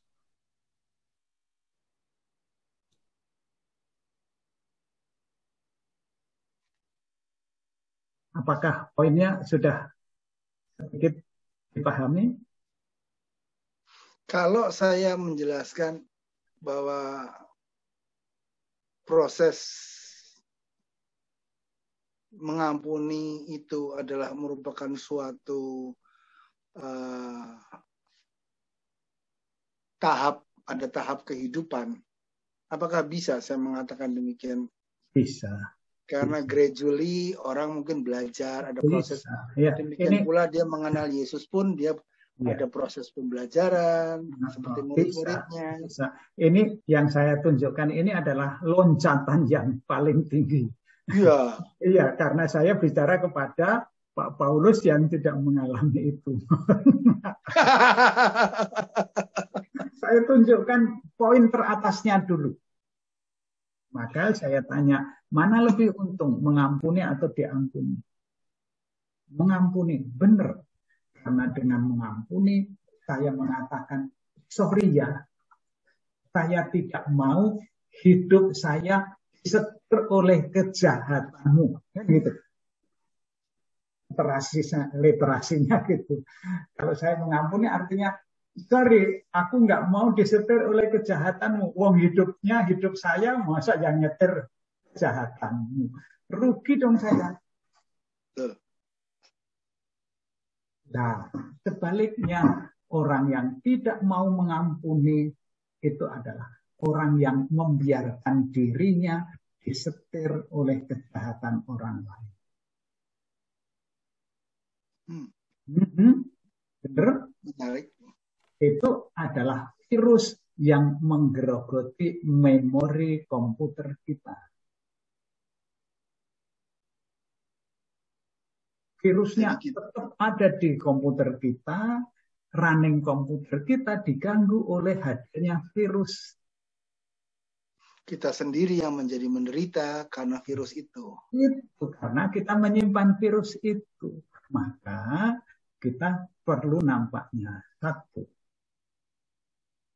mengakomodir virus itu tidak untuk dibuang, tetapi kita lengkapi virus itu sehingga virus itu bukan hanya sekedar tidak mengganggu, tetapi malah bisa kita manfaatkan. Bisa enggak? Oke. Sistem virus itu kita manipulasi dengan sistem kita sehingga manipulasi virus itu justru menjadi program yang menguntungkan kita. Bisa enggak? Nah, boleh saya mempunyai analogi yang lebih gampang. Bapak bisa naik sepeda? Hah? Bapak bisa naik sepeda? Bisa. Bisa. Saya pertanyaan lebih lanjut. Ketika Bapak kecil latihan naik sepeda, pernah jatuh enggak? Berkali-kali. Berkali-kali. Sakit pernah? Ya sakit. Nah, sekarang saya tanya Pak Paulus. Pak Paulus sekarang menyesali atau membanggakan bahwa waktu kecil Bapak pernah jatuh? Membanggakan. Itu mohon maaf bodoh banget, wong sakit kok dibanggakan. Karena ada bekas itu luka-lukanya, Pak. Justru karena kita bisa memanipulasi. Kalau saya dulu tidak jatuh, saya tidak bisa naik sepeda, ya kan? Mengampuni juga begitu.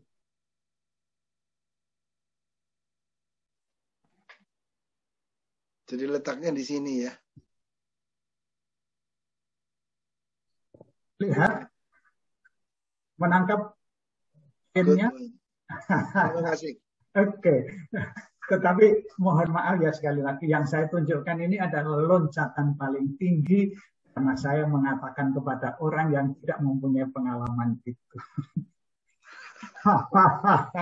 Kamu tanya mau. Ya. Wah, seru. Dengan Pak Paulus tadi itu, sebenarnya yang dimaksud dengan oleh Romo itu memanipulasi itu dalam artian doa meminta bimbingan dan rahmat dari Roh Kudus untuk mempunyai kemampuan mengampuni, atau apa maksudnya itu yang manipulasi tadi? Iya, mohon maaf Bapak, kalau saya malahan mengatakan jangan cepat-cepat lari kepada doa mendoakan orang yang menyakiti hati Bapak.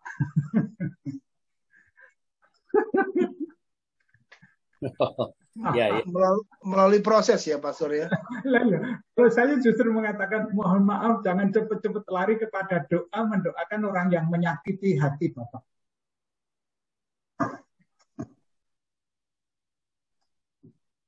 Karena itu akan menjadi pelarian rohani yang justru akan membuat pengalaman rohani Bapak berhenti.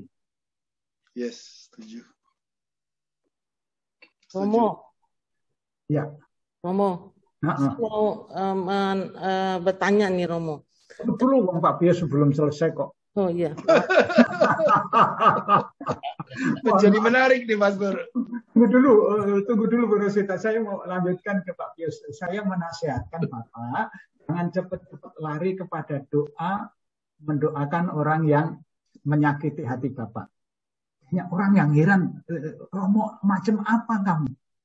Enggak, kalau saya justru menasihati begini Bapak.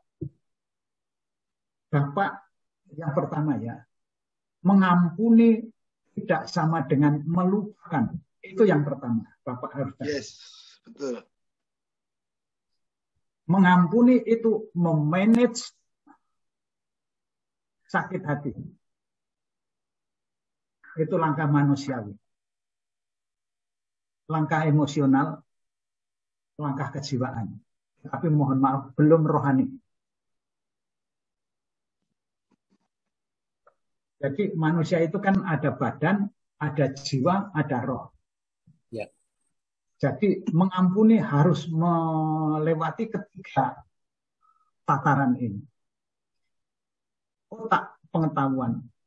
Satu, mengampuni tidak sama dengan melupakan. Ini adalah kualitas ini.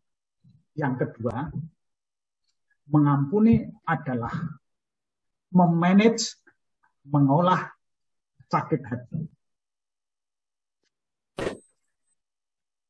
Saya khawatir orang yang mendoakan orang yang menyakitkan hati itu orang yang tidak mau memanage sakit hati itu secara kejiwaan. Lalu dia melarikan diri. Kita akui bahwa kita ini terluka. Itulah modal untuk maju. Maka saya tanya kepada Pak Paulus, pernah jatuh ketika kecil?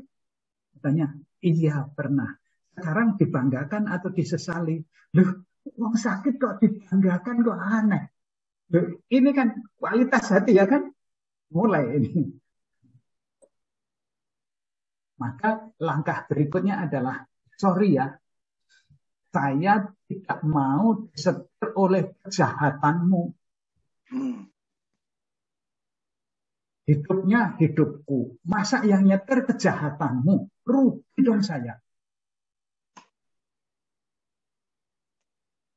Kalau kamu tetap berbuat jahat, ya sorry ya, memang kamu nggak levelmu ya hanya orang yang berbuat jahat itu. Aku nggak level kamu. Maka istilahnya yang menang itu adalah overcome. Overcome. Jadi datangnya dari atas ya kan. Hinggap. Kita menang. Baru kemudian pelan-pelan kita mencari nilai positif dari sakit hati itu. Kalau saya dulu tidak pernah jatuh, saya tidak bisa naik sepeda, Romo katanya gitu. Nah, pelan-pelan ke situ. Kalau sudah sampai di situ Bapak, mari kita masuk ke dalam doa, mohon kekuatan Roh Kudus untuk bertumbuh terus dalam pengalaman ini. Mohon maaf. Setuju, Mas. Agak Setuju. susah ya. Agak susah. Setuju, Itu kalau begitu. Kalau begitu mendoakan, ya, mendoakan diri kita untuk kuat gitu loh. Iya, jadi mengubah pola pikir kita, Pak. Pertama. Ya. Ya. Oke, sudah cukup. Bu Rosita itu sudah nggak tahan banget itu mau bertanya. Kan Romo, ini saya mau bertanya ada hubungan dengan yang Romo katakan barusan nih tentang pengampunan. Saya pernah ikut kursus counseling pastoral ya Romo. Itu diajarkan untuk pertama-tama mau mengampuni orang, mesti mengampuni diri sendiri juga. Apakah itu sama seperti yang Romo katakan? Dan kedua, yang lebih membingungkan harus mengampuni Tuhan. Baru kita bisa mengampuni orang yang melukai kita. Menurut Romo gimana? Saya belum pernah ikut kursus yang begituan, Bu. Makanya juga tidak laku jadi pembimbing kelompok-kelompok yang karena pengalaman saya terlalu vulgar kayaknya. Tapi begitulah. Jadi mengampuni diri sendiri itu ya apa ya? Bahwa saya pernah melukai dan segala macam itu mungkin bisa jadi yang salah juga saya. Tidak sepenuhnya bahwa orang itu yang berbuat salah. Mengakui itu juga. Bahwa ketika terluka itu sebetulnya tidak semata-mata menjadi tanggung jawab orang yang melukai saya. Tapi saya pun juga mempunyai tanggung jawab, punya andil terhadap luka dalam diri saya. Pemahaman saya tentang mengampuni diri ke arah sana. Ya. Kalau mengampuni Tuhan, itu Tuhan yang mana? Tuhan yang ada di pikiran saya. Ya, karena kadang-kadang kita memenjara Tuhan di dalam otak kita. Tetapi itu bukan Tuhan yang sebenarnya, ya kan? Itu Tuhan yang ada di image kita ya, Pastor. Ya, betul gitu. Kenapa? Kok saya sudah begini begitu. Kenapa saya sudah menduda begitu lama? Kenapa kok adiknya Jokowi malah memilih ketua Mahkamah Agung bukan memilih saya? Karena nggak adil kan bisa gitu kan? Mahkamah Konstitusi.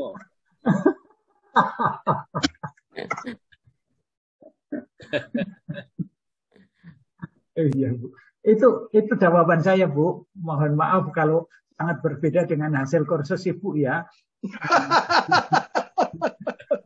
Terima kasih Romo mendapat cerahan. Karena kalau saya ada mau seseorang sharing kepada saya mengatakan seperti itu, susah Romo mereka menerima. Kenapa kita mesti mengampuni diri kita? Karena kan orang yang menyakiti kita ternyata setelah Romo tadi pencerahan Romo itu saya sudah bisa menangkap sekarang. Ya. Gitu. Saya olah dengan Romo Tunjung begini, tapi tolong ya, yang disampaikan ke Romo Tunjung lagi ya, malu saya. Saya itu bilang begini, Romo, saya sekarang bersyukur kepada Tuhan. Kenapa? Saya ini jadi orang yang bodoh. Kenapa? Karena saya itu kuliah dengan bahasa Indonesia. Ujian pakai bahasa Indonesia. Nah kok saya itu coba harus mengulangi, nggak lulus.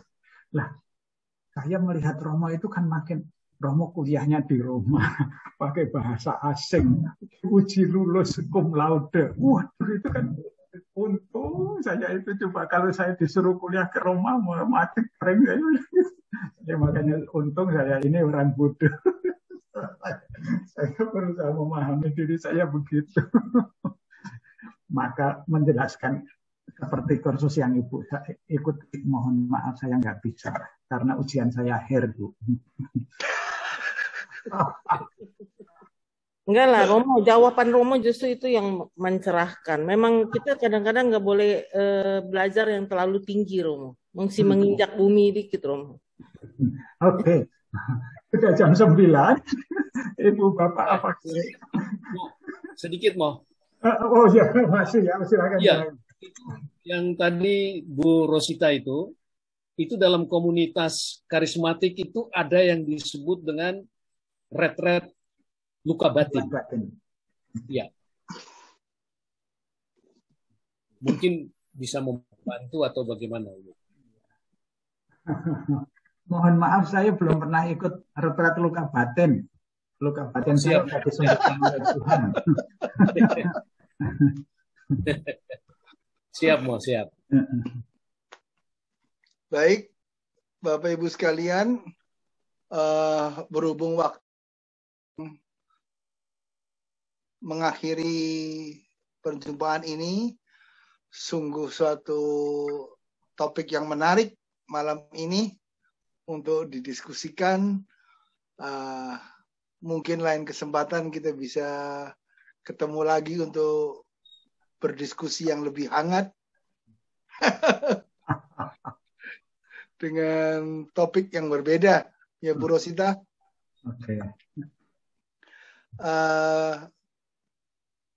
Terima kasih Pastor untuk pencerahannya malam ini. Mungkin ada yang mau doa penutup, Bu Ani, mungkin mau bantu doa penutup? Iya boleh. Romo sedikit aja. Emang boleh Romo kita marah sama Tuhan?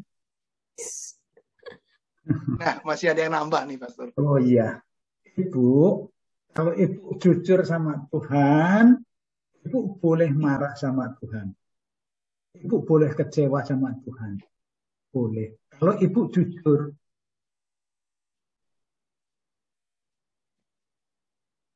Boleh Ibu. Itu artinya relasi dengan Tuhan memang dilakukan dengan betul-betul jujur apa adanya. Iya. Tuhan mengharapkan kita menjadi manusia seutuhnya, ya kan? Artinya ya manusia dengan emosinya juga. Silahkan kalau Ibu marah sama Tuhan boleh, tetapi jangan berhenti pada marah.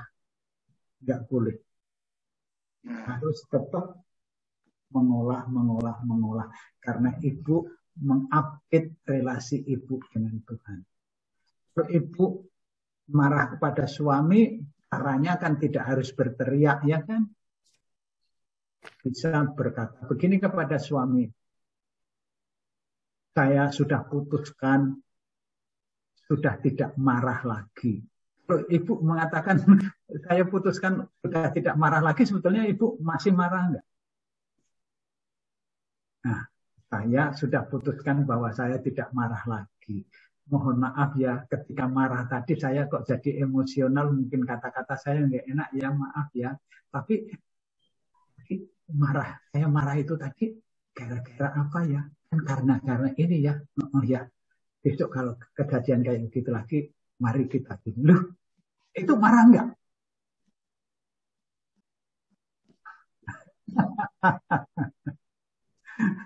Saya yakin seandainya Ibu bisa marah dengan cara begitu, suami akan makin sayang. Terima kasih. Mantap. Ajari untuk marah. Bu Ani mungkin bisa pimpin doa penutup. Boleh. Romo, Bapak Ibu sekalian, mari kita nanti diakhiri dengan berkat penutup dari Pastor ya. Iya. Baik. Bapak Ibu sekalian, mari kita berdoa sebentar. Dalam nama Bapa dan Putra dan Roh Kudus. Amin. Amin. Allah yang Maha Agung, Bapa, Putra, dan Roh Kudus, terima kasih pada malam hari ini Kau kumpulkan kami untuk kembali mendengarkan firman-Mu, mengenal Engkau setahap demi setahap, dari seorang pria di Genesaret, lalu menjadi sebutan guru, kemudian menjadi sebutan Tuhan. Tuhan, kami juga ingin mengenal Engkau secara perlahan-lahan agar kami juga semakin mendalami apa yang menjadi kehendak dan kebenaran-Mu, Tuhan. Terima kasih Tuhan, karena Engkau juga mengirimkan Romo Hendar di tengah-tengah kami untuk bisa memahaminya secara mudah dan membumi tanpa kami harus berpikir lebih susah bagaimana atau apa maksud dari firman-Mu. Tuhan, berikan kami kesempatan lain untuk kami lebih menimba apa yang menjadi firman-Mu agar kami boleh melaksanakannya dalam kehidupan kami sehari-hari. Berkati pelayanan Romo Hendar, berkati juga kelompok kitab suci dari Kelapa Gading, dan berkati kami semua satu persatu. Malam telah larut Tuhan, kami juga akan beristirahat. Berikanlah kepada kami hati yang damai, malam yang tenang, tidur yang nyenyak. Dan esok hari Kau izinkan kami bangun, Kau jauhkan kami dari kematian mendadak. Tuhan, kami mau mengandalkan hidup kami dalam genggaman tangan kasih-Mu dan mohon berkat melalui Romo Hendar. Tuhan bersamamu. Dan bersama rohmu. Semoga malam ini dan seluruh aktivitas kami berakhir dalam naungan berkat Allah yang Maha Kuasa. Dalam nama Bapa dan Putra dan Roh Kudus. Amin. Amin. Amin.